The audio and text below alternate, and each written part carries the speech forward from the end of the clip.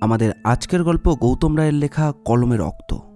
গল্প পাঠে রয়েছে শুভম, শুভ, প্রীতম, রাজ চট্টোপাধ্যায়, দেবস্মিতা, বর্ণালী, প্রত্যুষা, সঞ্জয়, সব্যসাচী এবং আমি অপূর্ব। গল্পটি মন দিয়ে শুনুন। তবে হ্যাঁ, আমাদের চ্যানেলটিকে সাবস্ক্রাইব না করে থাকলে অবশ্যই করবেন। এরকম গোয়েন্দা গল্প আর অ্যাডভেঞ্চার গল্প আমরা প্রায়ই নিয়ে আসি। তাহলে আর বেশি দেরি না করে চলুন শুরু করা যাক। অনেক মানুষের মতোই একটা অভ্যেস শ্রীকান্ত মজুমদারকে আষ্টেপৃষ্ঠে জড়িয়ে রয়েছে। সকালে উঠে চায়ের সঙ্গে সেদিন খবরের কাগজ তার চাই। কাগজটা হাতে না পেলে চাটাই কেমন যেন জলো জলো মনে হয়। শ্রীকান্ত মজুমদার স্বনামধন্য লেখক। তার লেখায় ভাঁড় আছে, দরদ আছে। সবসময় বেস্ট সেলার না হলেও কাটতি বেশ ভালোই। অভ্যাসবশতই বেস্ট সেলার লিস্টের পাতায় তার চোখ চলে গেল। যা ভেবেছিলেন ঠিক তাই। এবারেও বেস্ট সেলার লিস্টের প্রথমেই নাম রয়েছে অবিনাশের। বইয়ের নাম অন্তরে যখন ভ্রুকুটি। এইটাই আশা করেছিলেন। তার এও আশা যে এই বইখানা আরও অনেক দিন বেস্ট সেলার হয়ে থাকবে। অবিনাশের সম্বন্ধে কিছু ভাবতে গেলেই শ্রীকান্ত মজুমদারের বারবার মনে হয় যে একই মানুষের মধ্যে গড আর ডেভিল দুটোই একসঙ্গে বাস করে। যখন ঈশ্বর সজাগ হন, সেই মানুষটার কাছ থেকে পাওয়া যায় জগতে যা কিছু ভালো, যা কিছু প্রকাশ পায় তার কর্মে, তার ব্যবহারে, তার চিন্তায়। আর যখন শয়তান ক্রমশ মাথাচাড়া দিতে থাকে, তখন সেই মানুষটাই হয়ে ওঠে ভয়ঙ্কর রকম নির্দয় আর নিষ্ঠুর। কিন্তু অবিনাশকে ঠিক কী বলা যায়? প্রসঙ্গক্রমে মনে পড়ে যায় রবার্ট লুইস স্টেভেনসনের ডাক্তার জেকিল অ্যান্ড মিস্টার হাইডের কথা। একটা মানুষ, একই দেহে কখনো মানব, কখনো দানব। অবিনাশও কি সত্যিই তাই? শ্রীকান্ত ফিরে যান আরও অনেক দিন আগের একটা ঘটনায়। অবিনাশের আসল যে ঠিক কী নাম সেটা তার জানা নেই। অবিনাশ ওর ছদ্মনাম। তিনি পল নামের একজনকে চিনতেন। সেও ছিল সেই একই পাড়ার ছেলে। তাও সে অনেক দিন আগেকার কথা। শ্রীকান্ত তখন উঠতি লেখক। একদিন শুনলেন যে খেলতে খেলতে এক কিশোর, কতই বা বয়স, বছর 14, তারই বয়সী একটি কিশোরকে উইকেটের ছুচলো মুখ দিয়ে খুঁচিয়ে আধমরা করে দিয়েছে। হসপিটালে নিয়ে গেলে তাকে মৃত বলে ঘোষণা করা হয়। পলকে সঙ্গে সঙ্গেই অ্যারেস্ট করা হয়। বিচারক যখন জিজ্ঞাসা করেন, তুমি কি ইচ্ছে করেই ছেলেটিকে মেরেছ? পলের সাদাসাপটা জবাব ছিল, হ্যাঁ। কিন্তু কেন? ও তোমার খেলার বন্ধু ছিল। ও কি তোমার কোনো ক্ষতি করেছিল? না। তাহলে? আমার মনে হলো ছেলেটার আর বাঁচার দরকার নেই। তাই জুবিনাইল কোর্টের বিচারে সেদিন অপ্রাপ্তবয়স্ক পলকে 10 বছরের জন্য সংশোধনাগারে পাঠানো হয়। সেদিন শ্রীকান্ত মজুমদারের মনে হয়েছিল এমনটা তো হওয়ার কথা নয়। ইচ্ছে হলেই একজন মানুষ কি আরেকজন মানুষকে নিষ্ঠুরভাবে খুন করতে পারে? নিশ্চয়ই এই হত্যার পেছনে অন্য কোনো কারণ লুকিয়ে রয়েছে। একজন লেখক হিসাবে শ্রীকান্ত মজুমদার স্পেশাল পারমিশন নিয়ে 14 বছরের বালকটির সঙ্গে দেখা করতে গিয়েছিলেন। সেই একই উত্তর। ওর দরকার কি বেঁচে থাকার? হতদরিদ্র বাবা, পঙ্গবলের মতো কয়েকটা ছেলে মেয়ে। একটা কমে গেলেই বা ক্ষতি কি আছে? বাকিরা একটু ভালোভাবে বাঁচবে। কিন্তু তুমি তো দণ্ডমুণ্ডের বিধাতা হতে পারো না। সে কথার কোনো উত্তর না দিয়ে পল বলেছিল, আমায় কিছু বইপত্র এনে দেবেন? শুনেছি আপনি একজন লেখক। তোমার পড়তে ইচ্ছে করে? হ্যাঁ, এখানে সব হিঁচকে বদমাইশের আড্ডা। কারোর কোনো ক্যারেক্টার বলে কিচ্ছু নেই। এদের না আছে কোনো ইজ্জত, না আছে সুস্থ চিন্তা। তুমি কতদূর লেখাপড়া করেছো? ক্লাস 9। বেশ, তোমার মতো করে আমি কিছু বই এনে দেবো। এনেও দিয়েছিলেন। তারও বেশ কিছুদিন পর লোকাল থানা থেকে শ্রীকান্তবাবুকে ডেকে পাঠানো হয়। দেখা করতেই ওসি বলেন, ব্যাপার কি বলুন তো মিস্টার মজুমদার? পল নামে একটা খুনে ছেলে আবার আপনার সঙ্গে দেখা করতে চাইছে। Is there anything wrong? না স্যার, দেখাই যাক না কি বলতে চাইছে। শ্রীকান্ত গিয়েছিলেন। তাকে দেখেই পল বলেছিল, স্যার, ওসব বই আমার কবেই পড়া শেষ হয়ে গেছে। আপনি বরং আমায় অন্য কিছু ধরনের বই এনে দিন। বড় বড় দার্শনিকদের জীবনী, সমাজ চেতনার ওপর লেখা কিছু কথা, বা কিছু ধরুন ওই মানুষের ক্রমবিবর্তনের ইতিহাস গোছের কিছু। আচ্ছা, আপনি আমায় গীতা পড়াতে পারেন?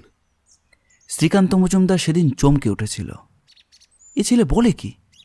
মাত্র এইটুকু বয়সে তার চিন্তাভাবনায় এইসব জটিল বিষয়ে মাথাচাড়া দিচ্ছে। অবাক হওয়ার তখনও ছিল। বেশ কিছুদিন পর ও একদিন চেয়ে নিল মার্কসের ডায়ালেটিক্যাল মেটেরিয়ালিজম। আরও কিছুদিন পর বলল, sir, if you don't mind, আমি জানি আমি আপনাকে খুব এম্বারেস করছি। ওসব কথা ছাড়ো, তোমার আর কি কি বই চাই বলো। কিছু না স্যার, ওই কিছু লেখার কাগজ আর কয়েকটা ডট পেন। কি করবে? মন যা চাইবে তাই লিখব। আপনি যে বইগুলো দিয়েছিলেন, বিশেষ করে গীতা, পড়ে আমার মনে হয়েছে জানেন, ব্রহ্মার আনন্দই জীবন। যে মানুষ আনন্দ নিয়ে বেঁচে থাকে সেই জীবনকে উপভোগ করতে পারে। আবারও পলের কথা শুনে চমকে উঠেছিলেন শ্রীকান্ত মজুমদার। কি শুনছেন একজন সদ্য তরুণের কাছ থেকে? এই ছেলের নৃশংস খুনি হয় কেমন করে? জেলের পারমিশন নিয়ে তিনি পলের জন্য কাগজ আর পেন দিয়ে এসেছিলেন। পল তখনই বলেছিল, এখানকার লোকগুলো আমার লেখা বুঝবে না স্যার। আমি যদি আপনাকে মাঝে মাঝে পাঠিয়ে দিই, যদি মনে করেন লেখাগুলোর মধ্যে তাহলে কিছু মানে ওগুলো আর কি যত্ন করে রেখে দেবেন স্যার। নইলে আপনি ফেলে দিতেও পারেন চাইলে। বেশ তো, আমি এদের বলে যাব। তুমি পাঠাতে চাইলে এরা তোমার লেখা আমার কাছে পাঠিয়ে দেবে। অবশ্য লেখাগুলো ওরা একবার হয়তো পড়ে নেবে, পাঠানো যায় কি না। চলে এসেছিলেন শ্রীকান্ত মজুমদার। পলের সঙ্গে অনেকদিন দেখাও হয়নি। হঠাৎ একদিন সকালে জুভেনাইল সংশোধনাগার থেকে শ্রীকান্ত মজুমদার নামে প্রায় 1000 পাতার একটা বান্ডিল এসে পৌঁছল। প্যাকিংয়ের ওপর লেখা ফ্রম অবিনাশ। নিজের লেখার চাপ থাকলেও পলের উপর কিছুটা দুর্বলতা থাকার জন্যই তার লেখা পড়তে শুরু করলেন। এবং তিনি কিছুতেই ভেবে উঠতে পারছিলেন না, কারাগারে বসে সদ্য কিশোর উত্তীর্ণ একজন কলম থেকে সমাজের সীমাহীন অবক্ষয়ের এই পাঁচালি বেরিয়ে আসে কিভাবে। অবিলম্বে তিনি তার পরিচিত এবং নামকরা প্রকাশকের দরবারে সেই গন্ধমাদন পৌঁছে দিলেন। লেখাগুলো পড়ে দেখবেন তো ছাপার যোগ্য কিনা। একটু অবজ্ঞা সুরে প্রকাশক বলেছিলেন, নতুন লেখক, এত বড় লেখা? বেশ তো, কষ্ট করে একটু পড়েই দেখুন না। প্রকাশক সেই লেখাটি পড়তে নিয়েছিলেন। একটু অবাক হয়ে ছেপেও ছিলেন। বইটির নাম তিনি দিয়েছিলেন হলাহল, আর বইটি প্রকাশ হওয়ার পরই বেস্টসেলার লিস্টের একেবারে গোড়ার নাম হলাহল, লেখক অবিনাশ, যেটা সম্ভবত প্রকাশক নিজেও আশা করতে পারেননি। বইটির এক খণ্ড নিয়ে গিয়ে প্রধান বিচারপতির টেবিলে ফেলে দিয়েছিলেন শ্রীকান্ত। বলেছিলেন, একটি 18 বছরের ছেলে, যে এখন জেলের গড়াদের ওপাশে, তার হাত দিয়ে যে লেখাটি বেরিয়েছে তা এখন বেস্টসেলার। এমন একটি ছেলেকে কি পারলে মুক্তি দেওয়া যায় না? হয়তো এর কাছ থেকে এমন কিছু লেখা বেরোবে যা যুগান্তকারী সৃষ্টি হতে পারে। আসলে ও একটা সম্ভাবনা, সেটা যাতে নষ্ট না হয় এটা আমাদের ভাবা উচিত। পল প্যারোলে মুক্তি পায়।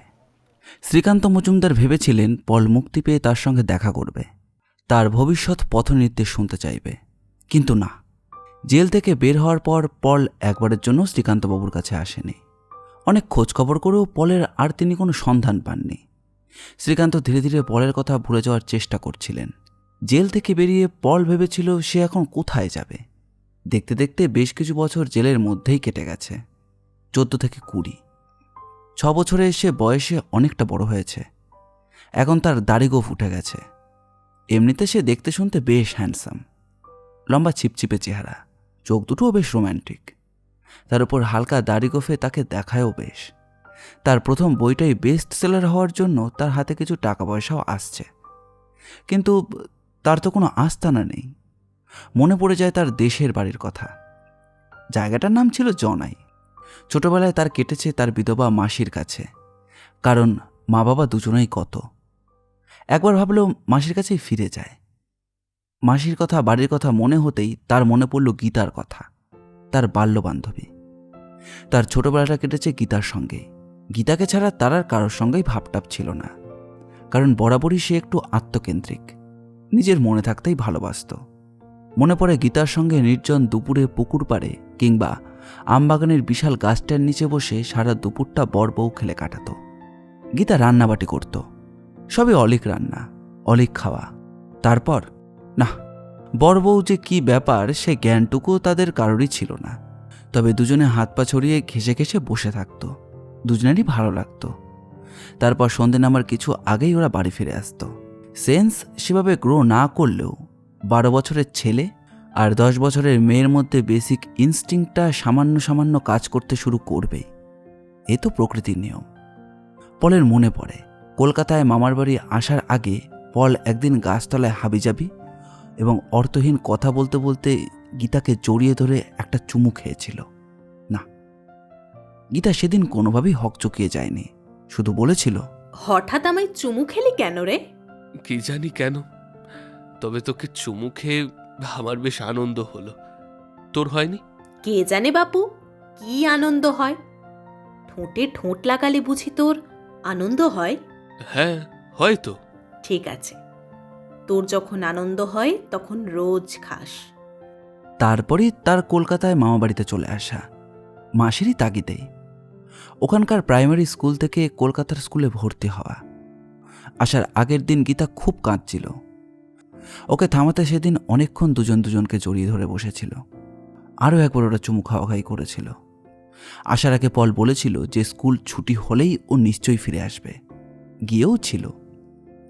ক্লাস 8-এর পরীক্ষা শেষে অনেক খুঁজেছিল গীতাকে, পায়নি সেই আম গাছটার নিচে। তখন নিঃশব্দ নিঝুম, ওখানে আর কেউই তেমন যায় না। মাসির কাছে খবর নিয়েছিল গীতার বিয়ে হয়ে গেছে কলকাতার কোনো এক বুড়োধারীর সঙ্গে। ফিরে এসে ও অনেক খুঁজেছে গীতাকে, পায়নি, পাওয়া সম্ভবও নয়। খালাসি টোলায় ঢুকতে ঢুকতে পল ভাবছিল, আচ্ছা ও কি গীতাকে ভালোবেসে ফেলেছিল? অবশ্য তখন ঠিক ভালোবাসার জটিল ব্যাপার স্যাপারগুলো দুজনের কারোরই মনে আসেনি। এটা একটা আকর্ষণ, অনিবার্য আকর্ষণ।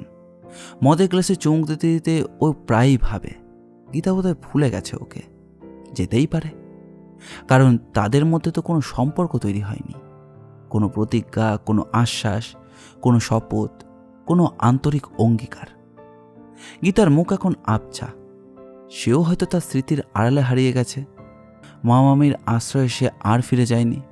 সে জানত মামামির দায়ে পড়ে তাকে আশ্রয় নিতে হয়েছিল, কিন্তু খুনের অপরাধে জেল খাটা কোনো ছেলের সঙ্গে কোনো সম্পর্ক যে রাখবে না সেটা সে ভালোই জানত। শেষমেশ একটা বস্তির এক চিলতা ঘরে ধরাধরি করে জায়গা নিয়েছিল। সারাদিন এলোমেলো ঘুরত। অনেক কিছু ভাবনা তার মাথায় ভর করত।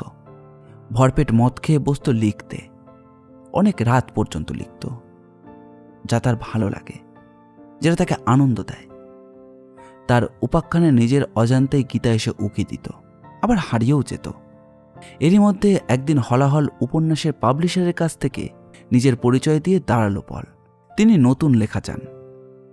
লিখতে পলেরও খুবই ভালো লাগে, কিছু লিখলে আনন্দ পায়। লিখতে লিখতে হঠাৎ একদিন মনে পড়ল বাবলু বলে একটা ছেলেকে সামান্য খেলা নিয়ে ঝগড়া হতে একটা উইকেট তুলে ছেলেটিকে খুঁচিয়ে খুঁচিয়ে মেরেছিল, আর তার জন্যই তার জেল হয়। এখন তার মনে হয় ছেলেটাকে মেরে কি সত্যি সে আনন্দ পেয়েছিল? ছেলেটা যখন যন্ত্রণায় কাতরাচ্ছে, মুখ দিয়ে রক্ত পড়ছে, তখন কি সে আনন্দ পেয়েছিল? নাকি পৈশাচিক বর্বরতায় সে কোনো আনন্দ খুঁজে পায়? হয়তো পায়, নইলে তাকে মারতেই বা যাবে কেন? সে তো তার কোনো ক্ষতি করেনি, কোনো দুর্ব্যবহারও করেনি। তাহলে এই যে সে মাঝে মধ্যেই গীতাকে খোঁজে, কেন? তাকেও কি সে খুন করে আনন্দ পেতে চায়? কে জানে। গীতার ব্যাপারটা সে বুঝে উঠতে পারে না। হয়তো তার কোনোদিন দেখাও পাওয়া যাবে না, তবুও স্মৃতি উস্কে মাঝে মধ্যে সে এসে দাঁড়ায় কেন? এর মাঝে তখনই একটা ঘটনা ঘটল। কি খেয়াল হতে সেদিন সে গিয়েছিল পার্ক স্ট্রিটের একটা বড় হোটেলে। পলের কোনোদিনও বেশভূষার দিকে নজর থাকে না।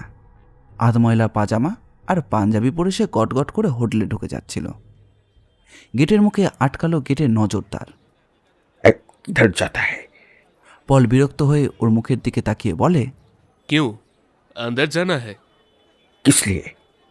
মাল খাবো বাবা, মাল খাবো, যে জন্য এখানে লোক আসে আর যায়। মানা হ্যায়, উধার আজকাল উঠায় গিরা কে লিয়ে যারা মানা হ্যায়। লোকটাকে একপাশে সরিয়ে নিয়ে গিয়ে পল বলেছিল, তুমি জানো তুমি কার সঙ্গে কথা বলছো? जानने को कोई जरूरत नहीं। है जरूरत है, हम एक ऑथर है, समझा? मैं किताब लिखता हूँ। তুমি জানো না সমাজে একজন লেখকের কি দাম? माफ कीजिए, आप जो भी हो सकते हो उसमें मेरे को कोई लेना देना नहीं। अब चले जाइए। তুমি লেনা দেনার কথা বলছো? এগুলো পেলে চলবে? हाँ चलेगा, लेकिन आपको पीछू दरवाजा से घुसना पड़ेगा। বেশ, তাই চলো। দারোয়ান হাত পাতে। আগে ঢুকবো, তারপর। দারোয়ানটা পলকে নিয়ে সেদিন মেথর ঢোকার রাস্তায় নিয়ে গেল। সান্নাটা গলি। রাতের দিকে এদিকে তেমন কেউই আসে না। খিড়কির দরজার সামনে এসে বলল, अभी चला जाइए अंदर। अब दीजिए मेरा रुपया। হ্যাঁ হ্যাঁ, দিচ্ছি। বলেই পকেট থেকে বার করলো একটা 11 ইঞ্চি লম্বা ছুরি। দারোয়ানটা কিছু বসবার আগেই তার গলাটা এফোর ওফোর, চেঁচাবার আগেই আরও দুবার নির্মম আঘাত। লোকটা মাটিতে পড়ে যায়। পল ওর জামায় রক্তটা মুছে দিয়ে শটান হেঁটে ধরঙ্গলি পার হয়ে রাস্তায় নেমে এলো। নিজের ছোট পায়রার খোপে না গিয়ে সোজা উঠল পদ্মার ঘরে। রাতের দিকে যেদিন ওর লিখতে ভালো লাগে না, সে চলে যায় পদ্মর ডেরায়। পদ্ম এক বারবনিতা। পলকে পদ্মর ভালো লাগতো।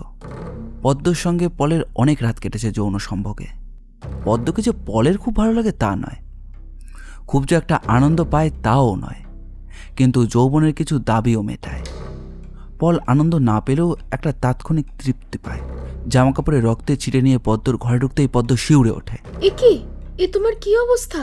ঘরে মদ আছে? তা নয় আছে, কিন্তু এসব কি? একটা লোককে আমি এক্ষুনি খুন করে এলাম। তুমি কি পাগল না অন্য কিছু? একটা লোককে তুমি সত্যি খুন করেছো? জানো তো আমি মিথ্যে কথা কম বলি। এই যে আমি তোমার কাছে আসি, তা কি তোমায় ভালোবেসে নাকি? না, একেবারেই তা নয়। তাহলে আসো কেন? আমি জানি বেশ্যার কাছে কোনোদিনও আনন্দ পাওয়া যায় না। ওটা কিছু ফিজিক্যাল নিড মেটানোর জন্য আর কি। যেদিন তোমাকে আর নতুন কিছু দেওয়ার থাকবে না, আমিও আর আসবো না। তাই লোকটাকে খুন করলে কেন? ও শালা এস্টাবলিশমেন্টের পোষা কুকুর। কুকুর যখন মাথায় উঠতে চায় তখন তাকে শুইয়ে দিতে হয়। ওই জন্যই একটা ঘুষখোর কুত্তাকে শুইয়ে দিয়েছে। আনন্দ পেয়েছো? পেলাম তো। সমাজের একটা চশমখোর অর্থলিঙ্গুকে ঘুম পাড়িয়ে দিতে আনন্দ তো হবেই। কিন্তু তুমি তো পুলিশে ধরা পড়ে যাবে। যাব, আর জেলখানার মতো এত নিরুপদ্রব জায়গা আছে কোথাও? ওখানে বসে আমি বাতার পর বাতা লিখতে পারি। সেজন্যই তো আমি আবার জেলে যেতে চাই। আমার আগের বইয়ের পাবলিশার নতুন লেখা চেয়েছে। ভেবেছিলাম বাড়ি গিয়ে লিখব, বোধহয় এখন আর হবে না। দাও আমায় মদ দাও, আর এসো তোমার বিছানা একটু বসে আসো। খবরের কাগজটা পড়ে শ্রীকান্ত মজুমদার একটু আনমনা হয়ে গেলেন। দীর্ঘদিন তিনি অবিনাশের খবর পাচ্ছিলেন না। প্রকাশকের কাছে খবর নিয়েছিলেন। তিনিও বলেছিলেন যে অবিনাশের কাছে তিনি নতুন লেখা চেয়েছেন, কিন্তু দেব বলে আর আসেনি। শ্রীকান্ত জিজ্ঞাসা করেছিলেন, আপনি জানেন সে এখন কোথায় থাকে? প্রকাশক বলেছিলেন, আমাদের কাছে এসে সে কোনো ঠিকানা দেয়নি। বলেছিল লেখা শেষ হলে পাঠিয়ে দেবে, আর রয়্যালটির টাকা সে নিজে এসে নিয়ে যাবে। এরপর কেটে গেছে কয়েকটা মাস। পাবলিশার মহাশয় বা শ্রীকান্ত মজুমদার কেউই পলের কোনো খবর পাননি। হোটেলে নিহত দারোয়ানের খুনের তদন্ত করেও আসল খুনি নাগাল করতে পারেনি তারা। পুলিশ কুকুরের সাহায্যে তারা পদ্মর বাড়ি পর্যন্তও গিয়েছিল, কিন্তু কোনো খুনি একবার বেশ্যাবাড়িতে ঢুকলে চট করে তার হদিশ পাওয়া যায় না। তারাও প্রায় হাল ছেড়ে দেয়, কারণ কলকাতায় ধর্ষণ ও খুনের ঘটনা এত বেড়ে গেছে যে পুলিশ তো প্রায় নাজেহাল। লেখাটা শেষ করে পল কয়েকবার লেখাটা আগাগোড়া পড়ল। তার নিজেরই ভালো লাগলো। লেখাটা শেষ করে তার মন পুলকিত হলো, আনন্দ হলো একটি আশায়। এ লেখাও তার বেস্ট সেলার হচ্ছেই। এটাও বেশ বড় লেখা, আনুমানিক 2500 পাতার ম্যানস্ক্রিপ্ট। ভালো করে প্যাকিং করে কুরিয়ার মারফত সেটা পাঠিয়ে দিল লেখক শ্রীকান্ত মজুমদারের বাড়িতে। এক্ষুনি সে আর কোনো লেখায় হাত দিচ্ছে না। একটা লেখার পর কিছুদিন গ্যাপ না দিলে পরের লেখাটায় পৌনঃপুনিকতার ছাপ থেকে যায় লেখকের অজান্তেই। এখন তার কিছুদিনের জন্য একান্ত নিরিবিলি একটা ছত্রছায়ার দরকার। ছেলেদের চেয়ে মেয়েদের সান্নিধ্যই তার বরাবর বেশি ভালো লাগে। যেমন একদা লেগেছিল গীতাকে। গীতা এখনও তাকে উদ্বেল করে, অকুলিত করে। অন্তত একবারের জন্য তাকে দেখতে ইচ্ছে করে। দুদণ্ডের জন্য তার সামনে বসে কথা বলতে পারলে তার ভালো লাগতো, কিন্তু সে তো আর হওয়ার নয়। তাই বোধহয় মেয়েদের সান্নিধ্যে গিয়ে সে গীতাকে অনুভবে পেতে চায়, আর সেই আনন্দের তল্লাশেই তার এই পরিক্রমা। বার ডান্সার উপমা সেনের সঙ্গে আলাপ হবার একটা সূত্র ছিল। হলাহল পরে একজন ফিল্ম ডিরেক্টর সেটাকে ছবি করার কথা ভাবে। পাবলিশার বা শ্রীকান্তবাবু, কারোর কাছেই কোনো ঠিকানা ছিল না। তবে পাবলিশারবাবু পলের মদাসক্তর কথা জেনে ফেলেছিলেন। তিনি ইঙ্গিত দিয়েছিলেন যে খালাসিটোলায় খুঁজলে পলকে পেয়েও যেতে পারেন, কারণ ছেলেটা একটু বোহেমিয়ান টাইপ। বইয়ের থার্ড কভারে পলের ছবি থাকায় প্রডিউসার তাকে খুঁজে নেয়। তারপর তার বাড়িতে ছবি সম্বন্ধে কথাবার্তা হওয়ার সময় উপমা সেনের সঙ্গে আলাপ। লেখক অবিনাশকে উপমার ভালো লাগে, নিজেই বাড়িয়ে নিয়ে যায়। কয়েকদিনের মেলামেশায় ঘনিষ্ঠতা বাড়ে। উপমা যে খুব একটা সাধু চরিত্রের তা নয়, ছেলেদের সঙ্গে সে মেশে হিসেব করে। তার ব্যাপারটা ফেলো করি মাখো তেল গোছের। সজাগ থাকে 5 হাতের পরে সে যেন আবার বারোয়ারি না হয়ে যায়। চটুল হাস্য পরিহাসে সে পলকে উস্কায়। লাই ঠিক দেয় ততটুকুই যতটুকু গণ্ডির বাইরে না যায়। উপমার যৌবন, তার লাস্য, চপলতা, তার নয়নঠার, শারীরিক উদ্দাম পলক বিবশ করেছিল। উপমার সচ্ছলতাটুকু সে বুঝতে পারেনি। উপমা তো ধরি মাছ না, ছুঁই পানি তলে। কিন্তু উপমা বোঝেনি সে যাকে তাতাচ্ছে সে একজন ভয়ানক খুনি। সে তার আনন্দটুকু পাওয়ার জন্য কাউকেই খুন করতে পারে, আর খুন করার পর এক অন্যতর আনন্দ পায়। আনন্দে ভরপুর থাকার জন্যই হয়তো সে হন্যে হয়ে ঘুরছে। একদিন পল তার মাথায় যখন লাল জ্বরের জল তরঙ্গ বাজছে, শটান উপমার বক্ষ সংলগ্নে দাঁড়িয়ে বলেছিল, পম, I want sex from you. Don't refuse me, please. উপমা এড়িয়ে গিয়ে বলেছিল, you may be a writer, কিন্তু কারোর সঙ্গে আমার পীড়িতের সম্পর্ক না হলে আমি তার সেক্স পার্টনার হই না। সেই মুহূর্তে মাথায় রক্ত চড়ে গিয়েছিল পলের। উপমা কিছু বোঝার আগেই অতর্কিতে পলের হাতটা উঠে আসে উপমার ঠিক গলার ওপরে। চাপ দিতে থাকে একটু একটু করে। উপমা নিজেকে মুক্ত করার চেষ্টা করতে থাকে, কিন্তু পারে না। কেবল বলতে চেয়েছিল, তুমি আমায় খুন করতে চাইছো? হ্যাঁ পম, দেখতে চাইছি কেমন করে তোমার চোখ দুটো ঠিকরে বেরিয়ে আসতে চাইছে, কেমন করে তোমার জিভের দুপাশ থেকে চুঁইয়ে চুঁইয়ে রক্ত পড়তে থাকে, আর কেমন করে তুমি একটু একটু করে নিঃশ্বাস ছেড়ে ঘুমের দেশে এলিয়ে যেতে পারো। ঘর ছেড়ে বেরিয়ে আসতে আসতে একবার ফিরে তাকালো উপমার দিকে। তারপর বেশ হৃদচিত্তে ঈষৎ ঢলায়মান অবস্থায় বেরিয়ে এলো। কিন্তু এবারের আনন্দটা সে আর বেশি দিন উপভোগ করতে পারল না। উপমার ঘরে পলের যাতায়াত ছিল এটা অনেকেই জানত।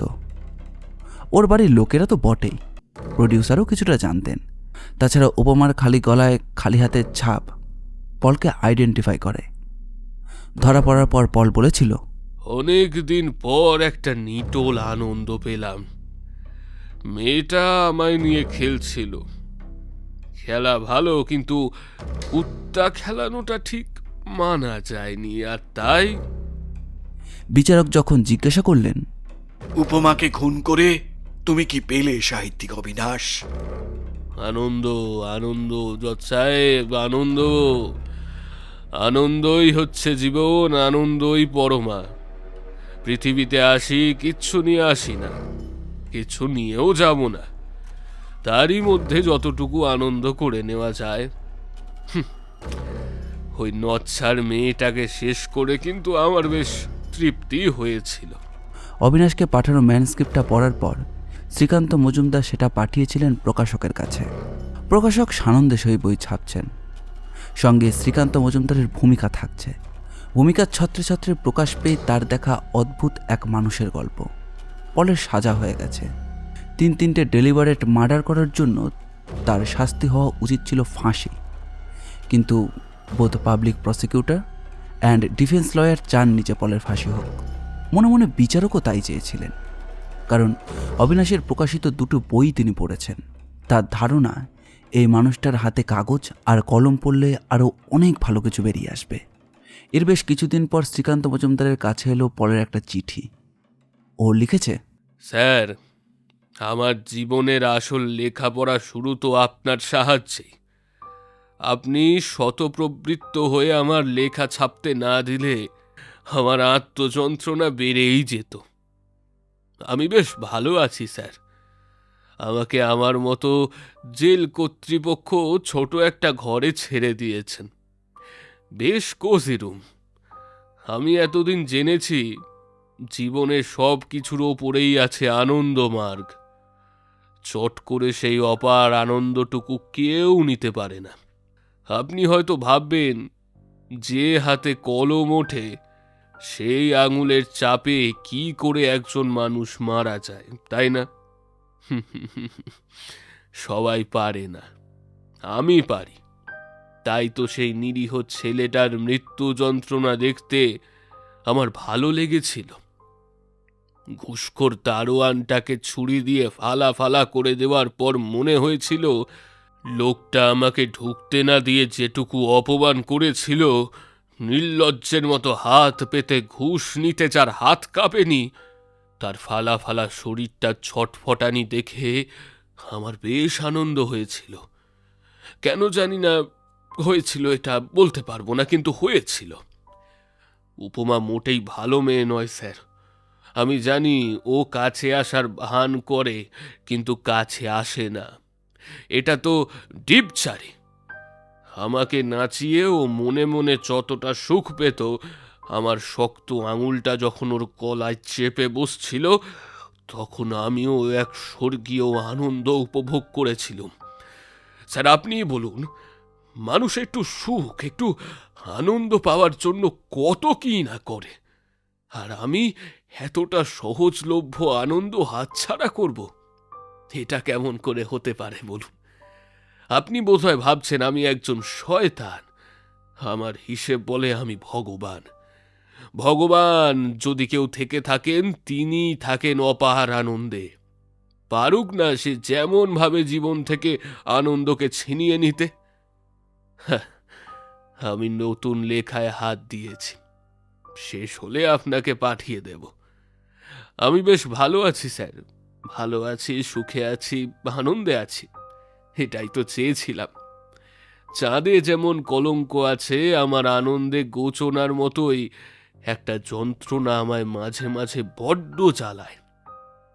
শান্ত দুপুরে নির্জন একটা আম গাছের নিচে নরম একটা সান্নিধ্য, ঘেঁষে ঘেঁষে পাশাপাশি বসা, স্বপ্নটা আবার ছানা কাটা হয়ে কোথায় যেন হারিয়ে যায় জানেন।